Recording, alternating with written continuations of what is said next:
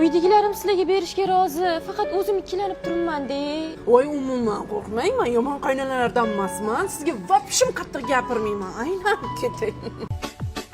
Ya odam qodammas ekansiz. Bu miyada ishdan boshqa narsa ham barmi? Farasatni ham musulga tashlab yuborgan ekansiz-a? Voy, rahmat.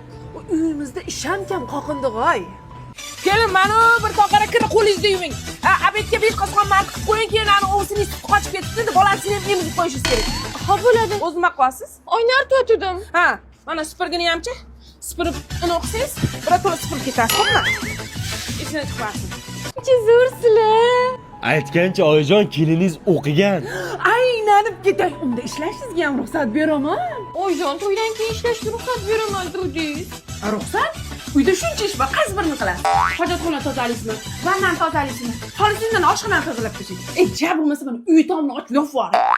Keyin ko'p qizlar ovsinidan qo'rqadi-yu. Bizani ro'zg'or o'zi kichkina, to'g'rimi oyijon? Ha. Aka, yaxshimisiz? Gaplashamiz qolgan. Qalaysan? Ro'zg'orimiz kichkina deganingiz-ku. Ha, kichkina-ku mana. Nima kichkina ketsin hammasi. Qayerga ketadi? Skandar Buildings mezbon loyihasidan xonadonsin boshlang'ich 82 million so'm to'lasa, qolganini 36 oyga bo'lib to'laveradi. Hamma sharoiti bor, Yunusobodda joylashgan. Zo'r narsa ekan-a? Unda men akamga aytaman, ketadi, keyin 5 ta ro'zg'or qolib mazza qilib yashayveramiz-a?